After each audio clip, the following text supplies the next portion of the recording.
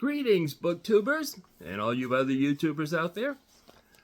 Welcome back, subscribers and former visitors, and also welcome my new visitors, those who are here for the first or second time. Glad to have you here.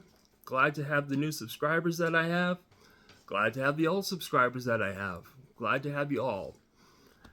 I'm Michael Romeo, and I talk about books. And today we're doing a little bit of a catch-up.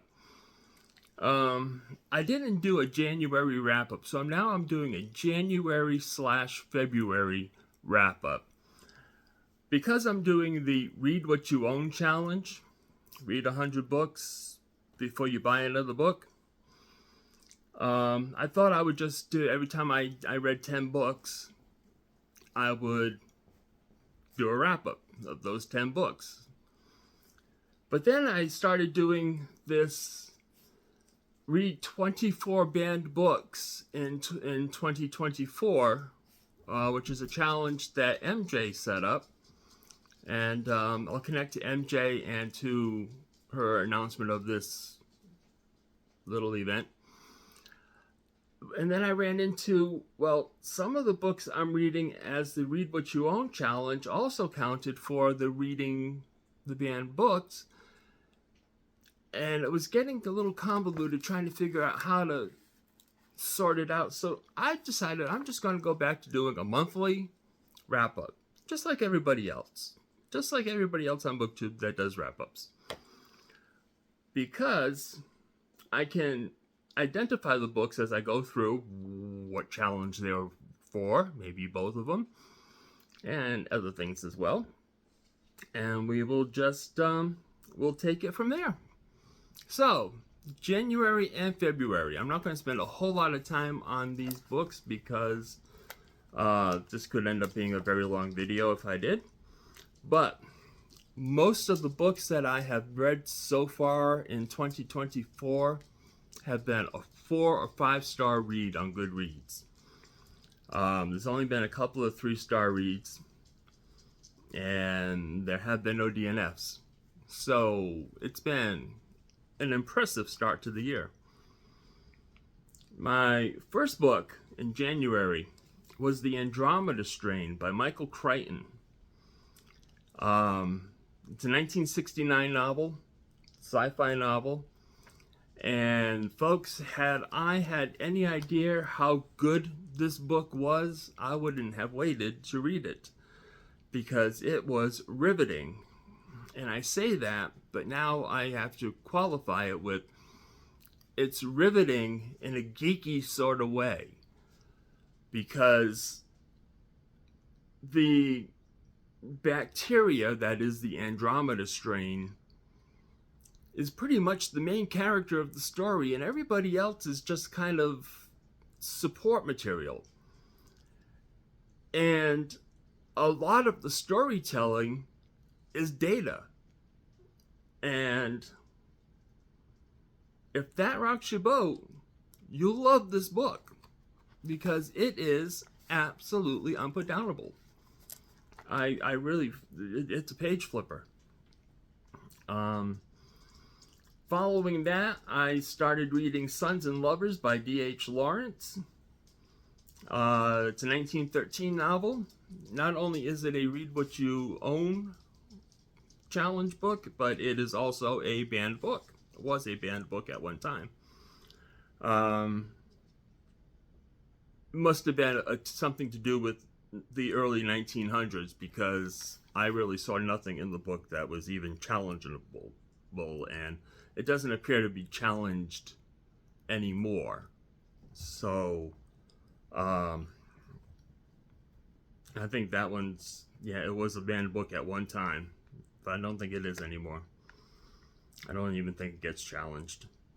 But I only gave that one a 3-star. It had wonderful parts in it. There were parts of this book that were just so riveting, so enticing. And then there was the stuff in between that was dry as dishwater. So, or dull as dishwater, I should say. Dull as dishwater. Dishwater's not dry. The writing was dry. I know some people love this book. And it just, like I said, there were parts of it I really enjoyed, but then the mortar between the bricks was a little tough to get through. Then I read The Hunger by Whitley Strieber, 1981 novel, and this was a buddy read with MJ, and I'll put a link to our joint review on it. We did a side-by-side review, and it seemed to have gone over pretty good. So I'll leave a link down below to that. It was a great book. 5 stars, another 5-star read. And it is a vampire story that has to do with what happens when vampires start aging out. And it was a very unique tale, brilliantly written. Yeah, if you're a fan of vampire stories, this is one to read. And if you've not read vampire stories, if you've not just gotten into them before, great place to start. Okay. Then the next book was The Raven in the Foregate by Ellis Peters, a 1986 novel, part of the Brother Cadfael mystery series. And this is one of the books that my wife and I read to each other. We do that. We generally have a book going that we read back and forth to. She'll read to me while I'm doing chores around the house, and I'll read to her while she's relaxing. And that was one of them, The Raven in the Foregate. We're working on the entire Brother Cadfael series. We've got just a handful more to go, but this one was a 4-star book, as most of them have been in that series. And then I read The Perks of Being a Wallflower, and this was for the banned book event. This was not one that I owned. I got it from the library. Perks of Being a Wallflower by Stephen Chbosky, 1999 novel, young adult novel. 5 stars. 5 stars. If I gave it a single star, I gave it 5 stars. It was a wonderful book, just wonderful. And the fact that it is a challenged book and a banned book just speaks to the small-mindedness of a whole slice of society, because it is a book that teaches lessons. It is a book that helps kids figure out who they are, who those around them are, who just, there's so many avenues this book takes in the coming of age story that would be helpful to teenagers of a certain age reading it and realizing they're not alone in what they're facing in basic growing up and facing the world. Excuse me a second. I'm getting dry.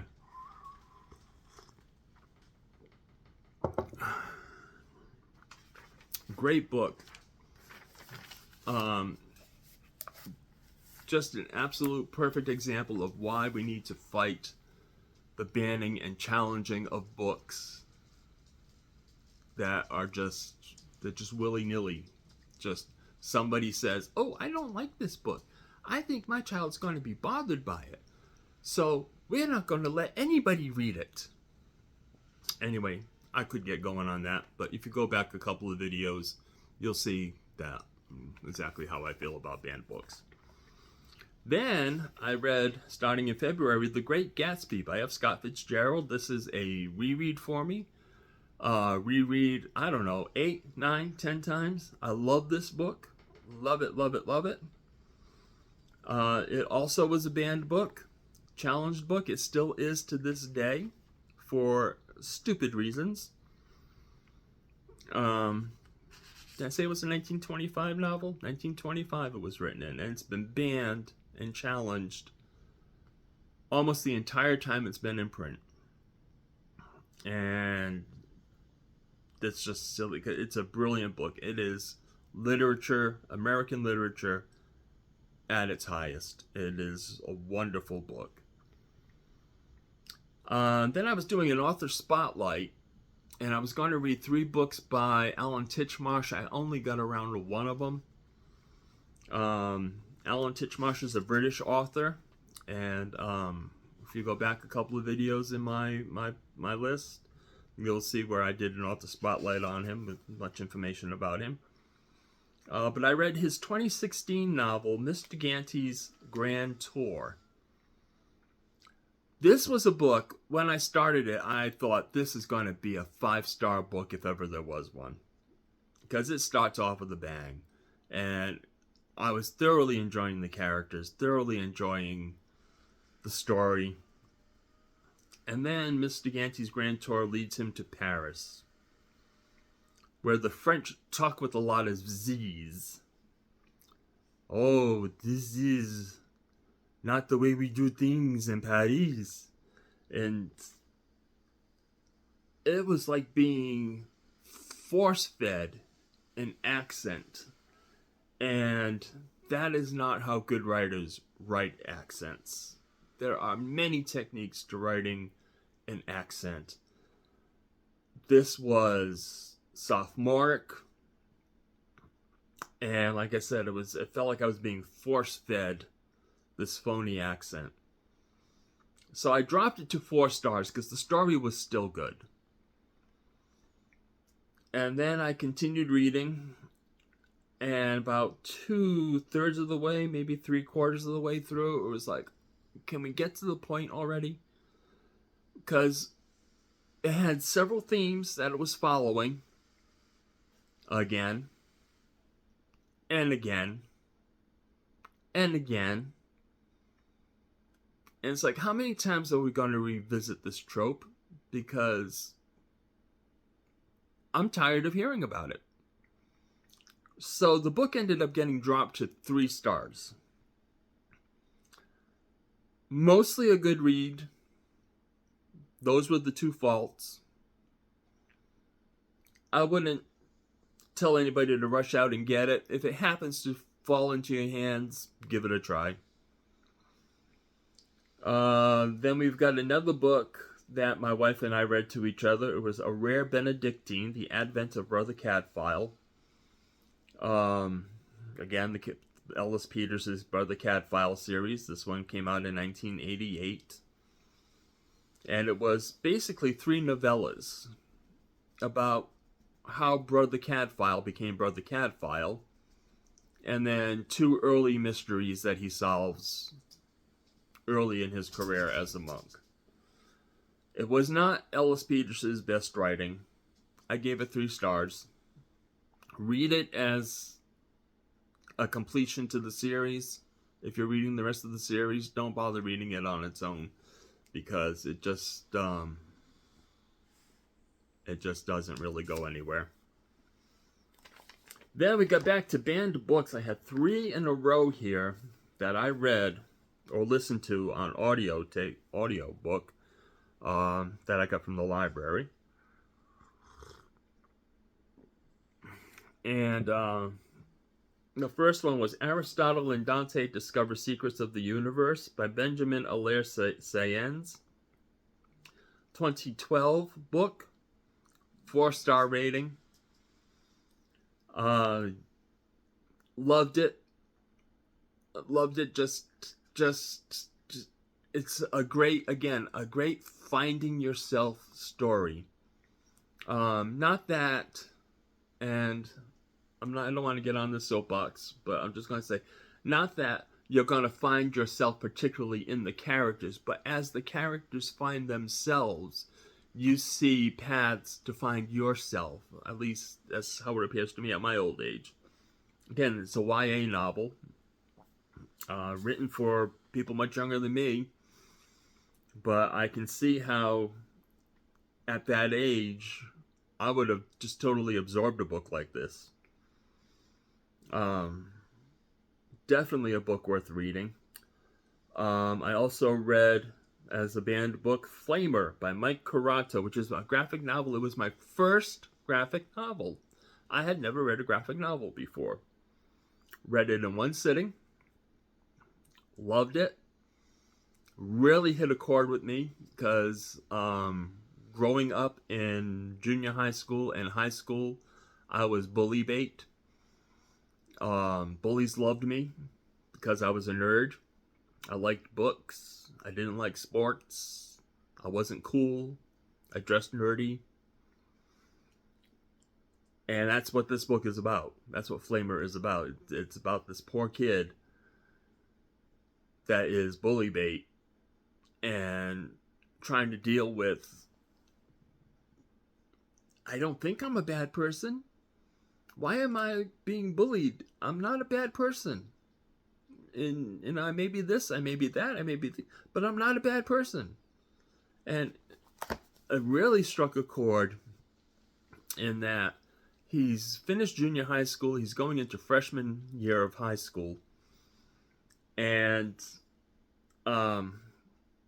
he's wondering if the bullies were that bad in junior high school, how much worse are they going to be in high school? And Lord have mercy, if I remembered having that very thought when I was that age, because really I had that thought then, and I remember how scary it was, especially that first day of school, getting off the bus, going into this big high school where I am now on the low part of the totem pole, and I now have 4 levels of bullies that are going to find their enjoyment in picking on me. Wasn't the only one that got picked on by any means, but when you're the one getting picked on as a kid by the bullies, you don't really give a darn that anybody else is being picked on them. You just want it to stop on you. So Flamer, excellent book.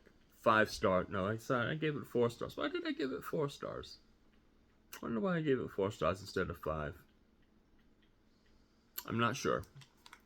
4 stars. Well, I will go with my original knee-jerk there. 4 stars. Then I read another banned book, Go Tell It on the Mountain by James Baldwin, a 1953 novel that was banned upon its release. Pretty much upon its release. Starting in 1953. Still is a banned and challenged book.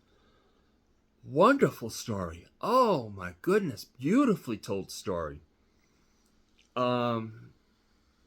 Those of you who followed me for any time know that I am passionate about F. Scott Fitzgerald. Love F. Scott Fitzgerald's work, especially The Great Gatsby. I have a feeling James Baldwin's going to be another Fitzgerald for me. This was my first James Baldwin novel. I can't wait for the Read What You Own challenge to end just so I can start reading some more James Baldwin, because that really blew me away. Definitely 5 stars plus on that book, folks. The characters are so real, and you're right there with them. There are times you feel like you're in the room eavesdropping on their conversation. It is so realistic. Go Tell It on the Mountain, James Baldwin, definitely. Don't miss that one. And then I ended the month with another banned book.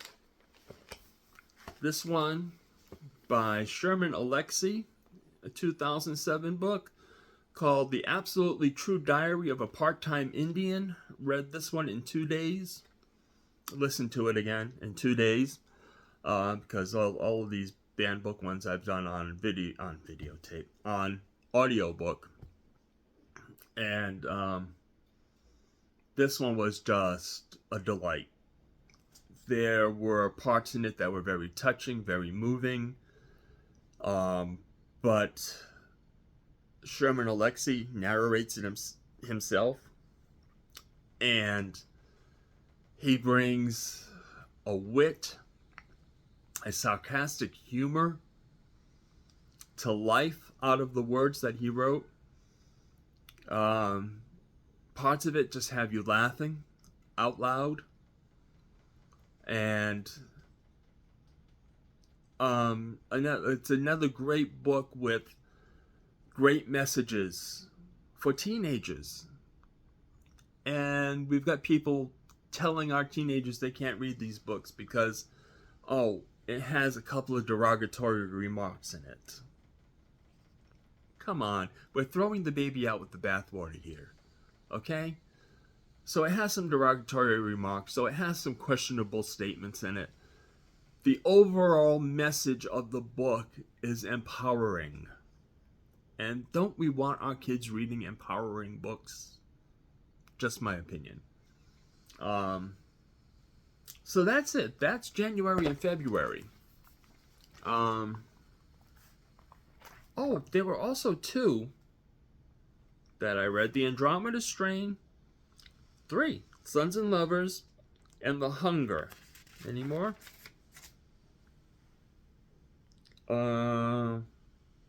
That's it. 3. Those 3. I have a list of books where I've seen the movie, but I've never read the book. Well, in those 3, I'd seen the movies, and I finally read the books. So, ticked off 3 more on another list. I like it when I get multiple tick-offs. No, that sounds wrong. I'm not getting ticked off. I'm ticking stuff off. Anyway, the English language, gotta love it. As you see, Toby is here, keeping me company, curled up on my, well, not quite on my shoulders today. And we've got, who we have here? Do we have Teddy? We have Teddy, my little baby girl. Yeah. She's my sweetie. And Trappist is down there. No, Toffee's down there wagging her tail. She wanted to come on. Come say hi. Yeah. Oh, there's Toffee the princess. Mwah. And Trappist is down here at my feet. He's an old dog. He used to be able to jump up in my lap like the others, but he just doesn't seem to have the oomph anymore. And he's got cataracts, and he's just getting old, like me. And then Tardis, of course, is over there in her pillow. Over there. So, that's the pack. And we're here to say thank you for watching.